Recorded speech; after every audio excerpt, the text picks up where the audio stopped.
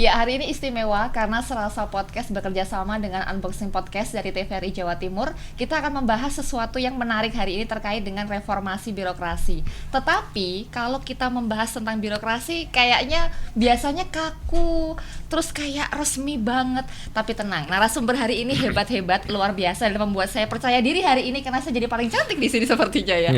Saya akan kenalkan, tadi dari suaranya sudah lumayan merdu ya, terdengar ya. Saya akan perkenalkan, beliau merupakan Inspektur Utama BKKBN, Bapak Ari Dwi Koratono. Selamat siang, Pak Ari. Selamat siang, Mbak Bella. Terima kasih. Siap. Dan yang kedua, beliau merupakan Sekretaris Utama BKKBN, Bapak Dr. Andes Tafib Agus Rayanto. Pak Tafib, bagaimana kabarnya? Sehat-sehat, Mbak. Sehat ya. Bila. Siap. Ini suaranya menggelegar. Ini milenial lah ya. Wah. Boleh ya dipanggil Mas gitu, boleh nggak sih? Om. Oke. Nah, tadi seperti di awal sedikit kaku dalam tanda kutip kalau mungkin anak-anak seusia remaja atau mungkin masyarakat awam membahas soal birokrasi, Pak. Tapi kan sekarang zamannya sudah berubah. Iya, ada betul. yang namanya reformasi birokrasi. Tapi mungkin yang di sini yang nonton masih bingung, reformasi itu gimana sih, Mbak, gitu kan? Kok berat gitu ya, kayak kehidupan gitu, Pak, ya misalkan ya. Tapi sebenarnya ini bagaimana? Mungkin dari Pak Tafib dulu atau Pak Ari dulu? Boleh. Saya dulu izin. Iya, boleh, semoga Pak silakan. Ari. Jadi coba kita pakai bahasa yang mudah gitu Ya. kan. Reformasi birokrasi itu apa sih? Nah, ini kira-kira mungkin kita memahaminya begini, bahwa ini salah satu upaya pemerintah ya, untuk pemerintah menyadari pentingnya good governance ya. Kalau pemerintah good governance gitu ya. Nah, ini sangat diperlukan ini, sehingga kemudian dilakukan reformasi birokrasi melalui perubahan yang katakan mendasar gitu ya, untuk di dalam sistem penyelenggaraan pemerintahannya. Jadi betul-betul ada perubahan yang diharapkan betul-betul berbeda dari sebelumnya lah, reform gitu ya. Terutama tentang aspek kelembagaannya, makanya banyak kan KL penataan kelembagaan, kemudian juga mengenai SDM aparaturnya, dan khususnya lagi lebih jauh lagi karena kita ini organisasi publik ya, pelayanan publiknya betul-betul diharapkan excellent. Nah, itulah reformasi birokrasi itu secara mudah seperti itu, barangkali semoga menjelaskan. Oke, tadi disebutnya excellent service, pelayanan prima begitu ya. Tapi ini tentu ada upaya, suatu cita-cita membuat good governance tadi ditopang dengan pelayanan prima, tapi tentu ada kiat-kiatnya, ada prosesnya. Saya ganti geser ke Pak Tafib biar adil ya di sini ya. Oke, Pak Tafib, ini kalau untuk mewujudkan pelayanan prima sendiri, apakah mungkin ketika prosesnya semacam ada persiapan yang sudah dijadwalkan atau mungkin ada kendala-kendalanya, atau seperti apa, Pak Tafib? Ya, makasih Mbak Pila. Jadi saya ingin bicara makro ke yang khusus ya. Jadi pemerintah sendiri melalui Menteri PAN dan RB itu telah melakukan fungsi pembinaan dalam tanda petik ya, melalui semacam perlombaan gitu ya, namanya Sinovik. Jadi inovasi pelayanan publik. Nah, inovasi itu hakikatnya apa? Memacu lembaga-lembaga, kementerian-kementerian untuk berinovasi dalam rangka sebaik-baiknya memberikan pelayanan kepada masyarakat. Nah, pelayanan yang baik itu menyangkut aspek apa? Ya kecepatan, ya keakuratan, ya kenyamanan gitu. Betul. Kemudahan yang orang dulu harus antre 3 hari, syukur sekarang nggak antre, bisa dari rumah secara online. Esensinya adalah bagaimana kemudian masyarakat itu mudah untuk mendapatkan fungsi-fungsi pelayanan, murah juga dan juga akurat, mendapatkan kejelasan. Nah, itu pusat ya. Nah, kemudian di BKKBN ketika kita internalisasikan, tentu kita ada tahapan-tahapan, karena tadi sebagai disebutkan oleh Pak Ari bahwa pelayanan publik itu salah satu area perubahan di dalam reformasi birokrasi. Tepatnya adalah area perubahan ke-8, yaitu perbaikan pelayanan publik. Nah, di kita itu juga akan dinilai. Yang pertama adalah milestone-nya, roadmap-nya, melakukan apa gitu. Nah, salah satunya adalah misalnya dengan SPBE, sistem pemerintahan berbasis elektronik. Karena dengan sistem pemerintahan berbasis elektronik ini kita melaksanakan fungsi pelayanan internal dan eksternal. Internal itu untuk tata kelola ke dalam maupun eksternal keluar. Misalnya yang ke dalam itu misalnya mekanisme perencanaan, penganggaran. Contoh yang keluar misalnya ada aplikasi Sirika, bagaimana distribusi alat kontrasepsi yang kelebihan, mana yang kekurangan, kemudian kita bisa melaksanakan distribusi dinamis sehingga masyarakat itu dipastikan jelas menerima alkon tepat waktunya gitu, tidak harus menunggu. Ini contoh-contohnya. Nah, kemudian yang kedua setelah SPBE kita juga melaksanakan pendampingan di setiap komponen. Karena kita tentu mendorong setiap komponen itu harus punya inovasi yang ini nanti akan kita ajukan ke Kementerian PAN untuk mengikuti namanya Sinovik. Sinovik itu ya lomba pelayanan publik yang berskala nasional tadi. Nah, kebetulan kemarin kita baru saja nembus top 99 dari ribuan proposal, yaitu di aplikasi yang namanya Golantang. Golantang itu Go Lansia Tangguh. Jadi aplikasi untuk orang tua untuk mendapatkan pelayanan, untuk konsultasi dan sebagainya. Itu by Android kurang lebih seperti itu. Nah, kemudian yang berikutnya setelah ada pendampingan tentu ada mekanisme sistem insentif dan disinsentif. Bagaimana antara yang memberikan prestasi yang tidak itu tentu ada apresiasi, dan apresiasi itu tidak selalu linear dengan rupiah ya, tidak dengan uang, tetapi penghargaan itu bisa diberikan dalam konteks pembobotan dalam konteks pos-pos dalam konteks perencanaan, kemudian dalam milestone reformasi birokrasi dan seterusnya. Nah, intinya kemudian kita secara berkala juga melaksanakan evaluasi. Nah, inilah yang nanti kemudian kita biasanya akan menemukan mekanisme baru dalam konteks inovasi-inovasi yang ada. Jadi prinsip secara sederhana ya, kita secara berkesinambungan selalu membina dan selalu mau belajar dari tempat lain. Biasanya pakai teori ATM ya, amati, tiru dan menambahkan gitu ya. Apa sih? Tidak hanya modifikasi tapi juga menambahkan. Gitu, iya. Nah, ini menarik. Artinya pelayanan prima ini tidak hanya kemudian mengupayakan yang baik saja dalam tanda kutip, apa yang sudah baik dimaksimalkan kembali, bahkan juga ditambah dengan inovasi-inovasi tadi. Apalagi sekarang zamannya serba IT, teknologi, virtual dan lain-lain. Orang tidak lagi bertemu seperti itu. Tetapi terkait kembali lagi bagaimana mewujudkan good governance tadi. Selain sudah ada pelayanan prima, ada juga inovasi. Ini juga terkait dengan bagaimana penyelenggaraan secara profesional. Ada juga istilahnya WBK, WBBM. Nah, ini mungkin ke ranahnya Pak Ari. Gantian ya Pak ya? Iya, betul. Oke. Nah, ini saja boleh sih ke saya. Silakan gimana? Nah, ini kalau misalkan mungkin masyarakat juga masih awam, apalagi mungkin anak-anak muda, mungkin apa sih itu istilah apa lagi sih? Udah dulu ada PPKM, ada ini kan banyak istilah gitu kan ya Pak sekarang ya. Tapi kalau mungkin dari WBK ini bisa sedikit juga dijelaskan Pak, silakan. Baik, jadi tadi sudah cerita reformasi birokrasi kan. Reformasi birokrasi itu adalah cermin representasi dari lembaga. Nah, lembaga itu punya banyak unit kerja. Unit kerja percontohan itu bisa diajukan sebagai untuk berpredikat WBK, WBBM.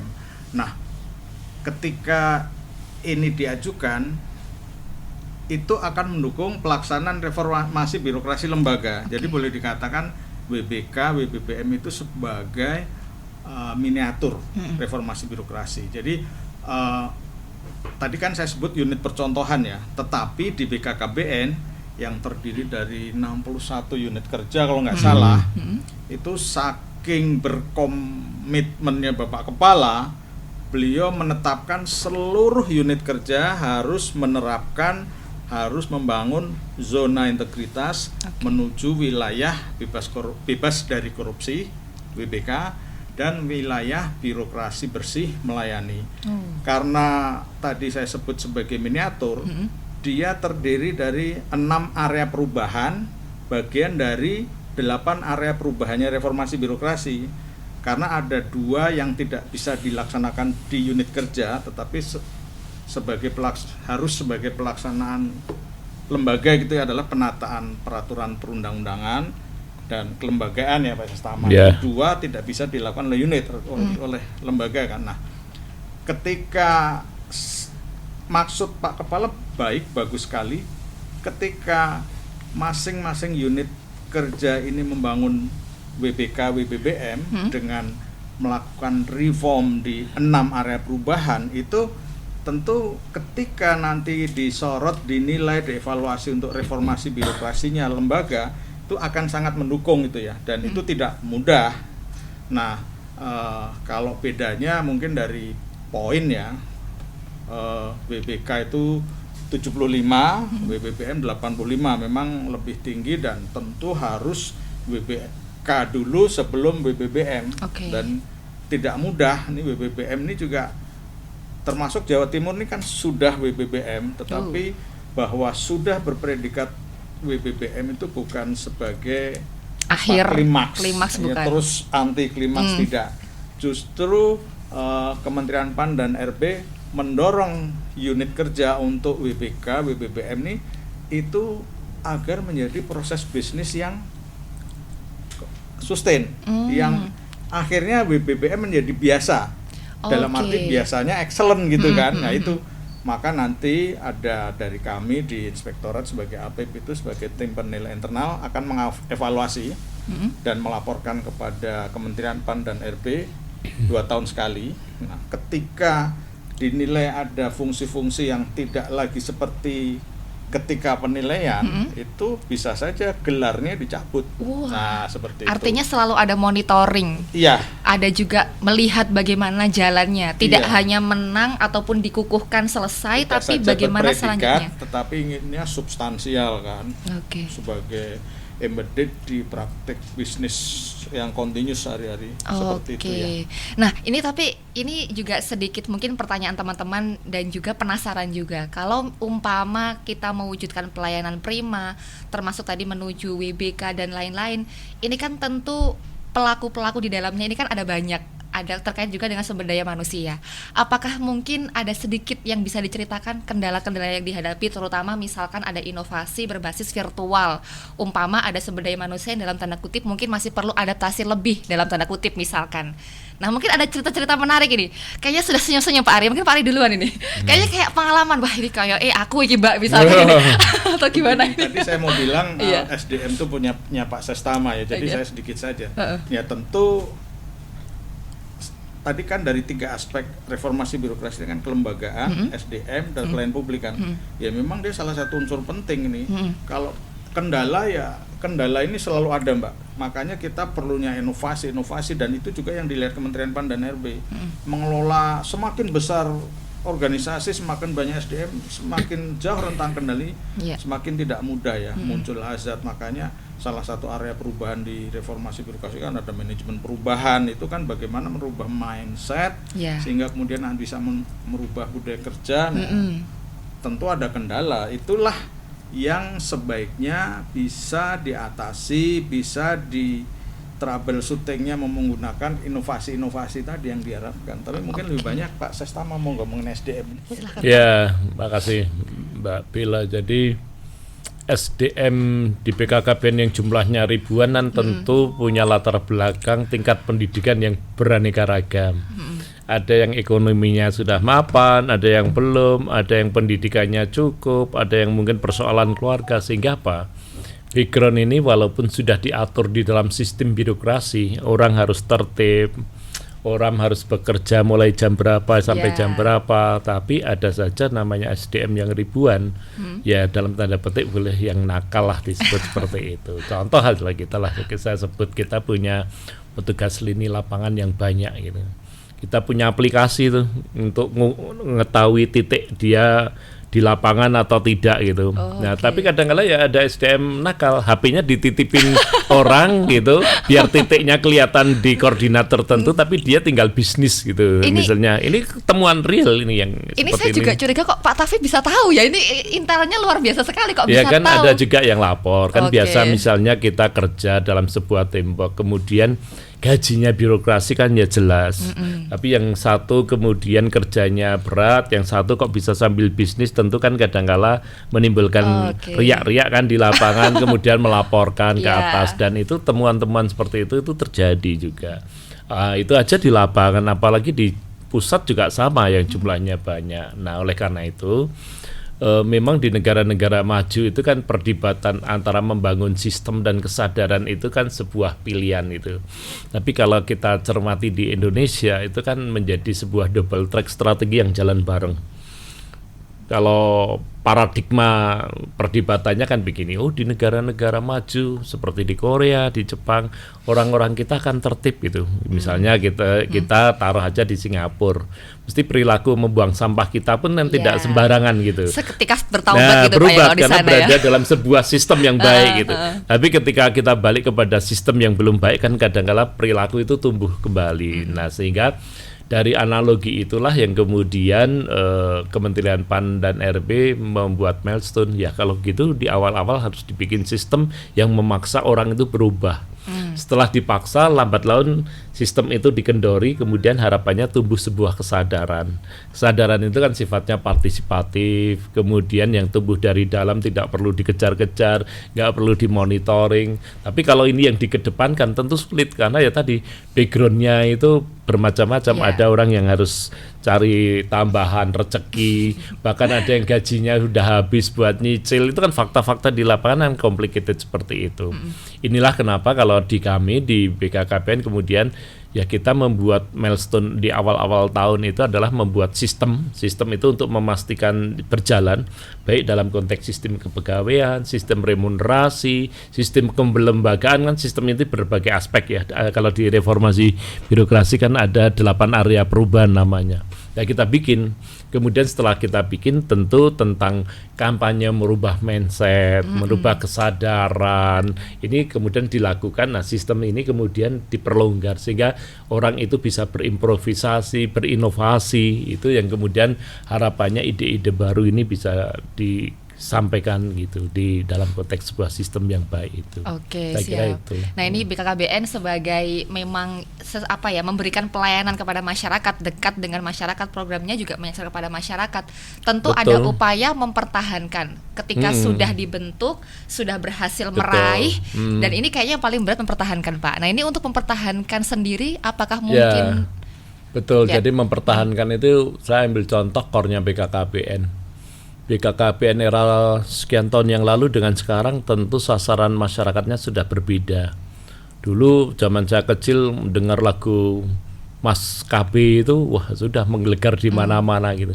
Tapi anak-anak sekarang nggak paham itu Mas KB itu K-pop gitu. Pak sekarang Pak, BTS. Nah makanya maka kita kemudian sekarang nilai-nilai itu kita rebranding, baik dari sisi lagu, kemudian kita kenapa kerjasama dengan Mas Adi MS mengubah lagu BKKBN agar kemudian sasaran remaja itu lebih kena. Apalagi dunia dulu sekian tahun belum ada handphone ya. Nah sekarang orang sudah menggunakan handphone dan itu lebih penting dari sebuah kehidupan. Artinya ketika orang bertransaksi pakai handphone, nggak tahu ya tanya Mbah Google pakai handphone. Jadi handphone itu kan segala sumber gitu. Nah maka ini menjadi tantangan penting ketika kita bicara kemitraan, kaitannya pelayanan, bagaimana menyasar dengan menyesuaikan perkembangan dinamika teknologi. Itu contoh satu. Artinya kita harus memahami sasaran mitra kita. Jangan sampai kemudian kita masih nyaman dengan cara mengadvokasi dengan era dulu, tetapi kalau dulu kan pakai mobil keliling gitu, pakai toan gitu. Pakai toan, sudah nggak akan kena sekarang sasarannya. Sekarang pakai podcast ini Pak sekarang.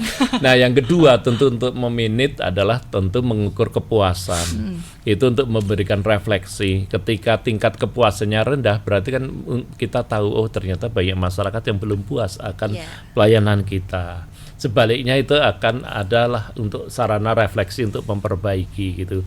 Nah kemudian yang berikutnya tentu melaksanakan yang namanya evaluasi. Nah evaluasi kan ada alatnya, ada sarananya, ada SDM-nya, ada target goal-nya. Jadi itulah yang nanti mestinya menjadi bagian-bagian yang menjadi penting dalam konteks pelayanan. Dan yang terakhir tentu ada inovasi, karena dari tahun ke tahun ya contohlah aja transaksi perbankan.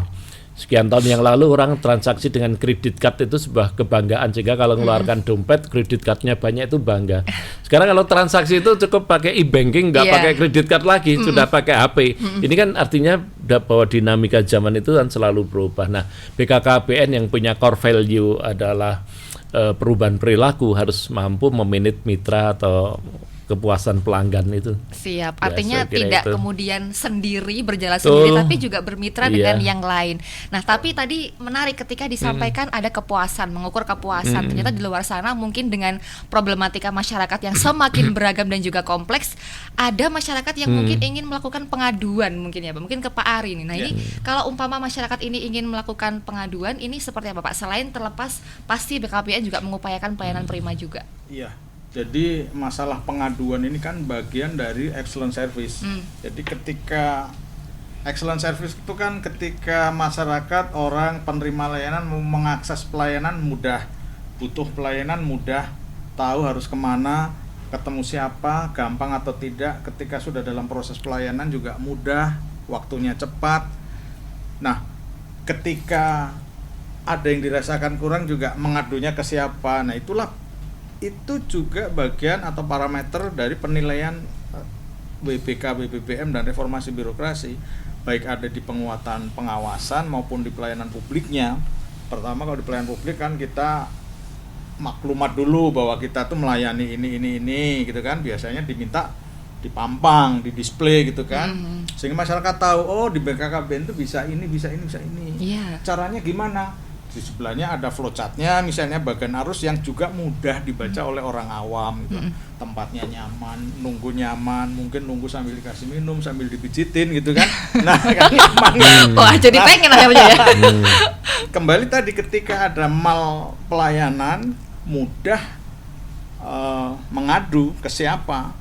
Ini pengaduan kaitan pelayanan gitu. Mudah, kita harus menciptakan kanal pelayanan pengaduan gitu, dan itu dari Kementerian Pan RB sudah menciptakan, kita juga langsung connect dengan dia, terus kita juga sendiri membuat dengan berbagai media. Nah, tetapi tentu tidak sekedar membuat ya, itu harus betul-betul kita sosialisasikan sehingga para masyarakat customer yang butuh pelayanan tahu, oh di BKKBN bisa melayani ini, oh kalau saya nggak puas atau saya merasa ada sesuatu saya bisa mengadu gitu. Nah, tentu tadi harus disosialisasikan.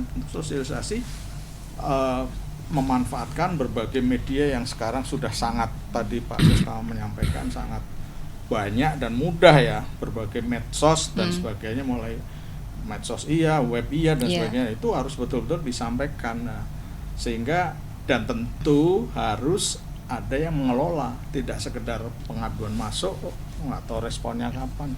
Nah, itu ada sistem dan sebagainya. Memang sistemnya bagus, kalau orangnya nggak bagus ya memang dua-duanya ini harus bagus, sistemnya, orangnya. Tadi contoh Pak Sestama tadi, kalau misalnya orang Singapura aja ya, betapa tertib, betapa bersih di sana. Tapi ketika orang Singapura ke Indonesia ya dia buang sampah sembarangan juga gitu. Itu kan orangnya baik, dia sebenarnya taat ya, tapi mungkin sistem di kita nggak jalan. Dia buang sampah juga kita nggak ada yang negur, nggak ada yang denda misalnya gitu, karena nggak terbangun sistem yang bagus. Jadi antara sistem sama orangnya sangat mendukung pelayanan. Oke, termasuk juga memikirkan agar inovasi ini adaptif. Maksudnya adaptif juga kita tidak pernah tahu apa yang terjadi di masa depan. Contoh nyatanya kita ada pandemi COVID-19 yang tentunya program bukan kemudian berhenti, ya sudah kita istirahat, bukan, tapi malah justru memicu kembali agar inovasinya semakin gencar lagi. Mungkin bisa sedikit diceritakan juga ketika inovasi pandemi, kemudian bagaimana agar goals untuk pelayanan prima tadi tetap bisa tersampaikan kepada masyarakat. Kepada Pak Tafid dulu atau Pak Ari dulu? Baik. Ya, jadi saya kira ini kan fenomena dunia ya. Yang pertama dulu kita tidak pernah mengenal, membayangkan virtual meeting. Contoh, sekarang dengan virtual meeting itu dari sisi ongkos, dari sisi waktu, karena rapat bisa malam, bisa di mobil sambil berjalan, itu satu. Bisa satu waktu 3-4 rapat. Gimana membaginya ya itu ya. Kemudian yang kedua, kita dituntut punya inovasi karena targetnya kan tidak diturunkan. Misalnya di BKKBN, target kelahiran, target bangga kencana itu kan tetap Nah, ini ternyata kan artinya ketika targetnya tetap, padahal ada keterbatasan berinteraksi dengan orang atau manusia, berarti kan kita harus mulai berpikir gitu, media-media apa gitu. Maka kita sering menyebut ada media udara atau serangan udara, ada serangan darat, ada mekanisme-mekanisme model-model untuk mensiasati. Ini contoh yang kedua. Kemudian contoh yang ketiga, bahwa dalam situasi ini ternyata juga iklim global itu juga mempengaruhi dalam dinamika kehidupan masyarakat, termasuk dalam konteks program Baga Kencana khususnya di BKKBN. Contoh globalnya adalah misalnya marketplace lah gitu. Ya, bagaimana dunia itu dulu ketika orang harus datang ke pasar fisik, sekarang pun pasar virtual, bahkan beberapa pasar fisik yang besar pun ada yang rontok kemudian kukut bangkrut gitu. Nah, ini kan artinya bahwa di kita pun birokrasi juga sama. Jadi penyesuaian sistem di dalam konteks pandemi, bahkan pasca pandemi, karena kan pandemi ini sudah mulai turun katakanlah, tapi pasca pandemi ini kan akhirnya juga menjadi habit gitu, tinggalan pandemi ini. Nah, oleh karena itu inilah sebetulnya yang sekarang ini di BKKBN termasuk bagian dari inovasi-inovasi yang sekarang ini kita kembangkan, beberapa di antaranya mengilhami beberapa inovasi pelayanan publik. Tapi esensi sebagai sebuah kesimpulan dari saya bahwa yang namanya inovasi yang baik itu tidak selalu yang harus berbau IT atau high tech. Inovasi yang baik adalah inovasi yang memberikan kemudahan masyarakat, kemurahan, kecepatan, dan keakuratan. Saya kira itu, Mbak Villa, gitu. Mantap. Iya. Nah, ini dalam waktu dekat ini boleh nggak sih dibocorin di sini? Mungkin ada semacam program atau inovasi atau mungkin kerjasama mitra Pak, mungkin untuk mengedepankan pelayanan prima, termasuk bagaimana masyarakat juga familiar dan juga akrab dalam tanda kutip dengan program BKKBN. Mungkin Pak Ari terlebih dahulu, silahkan. Oh, banyak sekali ya. Terutama misalnya di dalam tema yang sekarang viral untuk BKKBN khususnya dan masyarakat Indonesia semua pada khususnya, percepatan penurunan stunting itu ada LC-MIL, elektronik siap nikah siap hamil. Itu mulai orang mau daftar pernikahan nanti dipantau melalui situ, kalau ada indikasi-indikasi yang perlu ditangani nanti tim pendamping di desa itu juga bisa melihat datanya di situ. Jadi besar sekali ya, banyak sekali inovasi-inovasi itu dan tentu diharapkan itu nanti sustain ya, dan harus sustain memang karena ini untuk betul-betul bagian dari percepatan penurunan stunting ya. Tapi intinya kalau saya ingin menyampaikan dari aspek saya bahwa yang sekarang nanti inovasi ditambahkan Pak Sestama, yang sekarang dari saya, aspek dari saya sedang kami lakukan timeline kaitan WBK, WBBM ini sekarang sedang masing-masing unit kerja sedang semacam self assessment, penilaian mandiri untuk pembangunan ZI-nya. Jadi di situ nanti unit kerja itu mengisi lembar kerja evaluasi pemenuhan yang sudah dilakukan. Nah, ini saya berharap ini betul-betul dilakukan oleh unit sehingga bisa mencerminkan apa yang mereka lakukan gitu. Jadi mereka melakukan reform di mana, melakukan reformasi apa, apakah sustain atau tidak, ini betul-betul sekarang mereka harus mengisi, melengkapi, tidak sekedar lengkap tetapi bahwa yang diisikan betul-betul yang dilakukan. Karena nanti setelah ini ada evaluasi dari kami ya, dari istilahnya APIP, kami di APIP itu tim penilai internal, tim penilai nasionalnya kan Menpan ya, itu nanti itu saya berharap itu betul-betul akan mendukung ya. Tapi Pak Sesta mungkin menambahkan inovasi tadi Pak Sesta. Ya, tadi saya kira saya dari sisi sistemnya ya, tidak jenis inovasinya. Kita telah mendorong atau menekan dengan namanya quick win. Jadi setiap komponen di BKKBN itu harus punya quick win yang akan ditagih Pak Kepala gitu. Inilah yang kemudian memaksa orang harus berkreasi, berinovasi. Tadi sudah dicontohkan oleh Pak Irtama. Saya kira Oke. itu dari sisi perspektif sistemnya gitu ya. Quick win untuk memberikan pelayanan prima termasuk Iya. juga memenuhi menyelesaikan apa yang dibutuhkan oleh masyarakat di luar Betul sana. sekali. Baik. Mbak. Memaksa Gila. unit berinovasi. Oke, Iya. artinya ini sebuah habit, semoga juga didukung dengan SDM tadi sudah dijelaskan. Iya. Mereka ibaratnya juga berikhtiar, berinovasi bagaimana mengedepankan pelayanan prima dan tadi mencapai good governance tadi. Betul. Baik, matur suwun, terima kasih. Ini luar Terima biasa. kasih Mbak Durasinya Bila. kurang ya. kurang ya kayaknya. Tapi nanti mungkin lain waktu bisa disambung lagi. Terima kasih Iya. juga Pak Tafib, juga Pak Ari. Iya. Mungkin juga akan melanjutkan aktivitas dan terima kasih untuk sobat semuanya. Jangan lupa, yang abadi adalah sebuah perubahan. asik. Oleh karena itu harus selalu mengikuti dinamika perubahan. Mantap. Nah, Ini gitu. boleh tepuk tangan di ruangan, boleh tepuk tangan. Kok kayaknya sepi seperti hati gitu kan ya. Boleh tepuk tangan. Sesepi diriku. Ya. Baik, terima kasih. Kita akan sambung di episode berikutnya dan juga dengan narasumber serta topik yang beragam, yang Oke. luar biasa. Kita akan ketemu jumpa lagi di lain waktu. Terima kasih. Wassalamualaikum warahmatullahi wabarakatuh. Sampai jumpa. Waalaikumsalam. Ya. Terima kasih.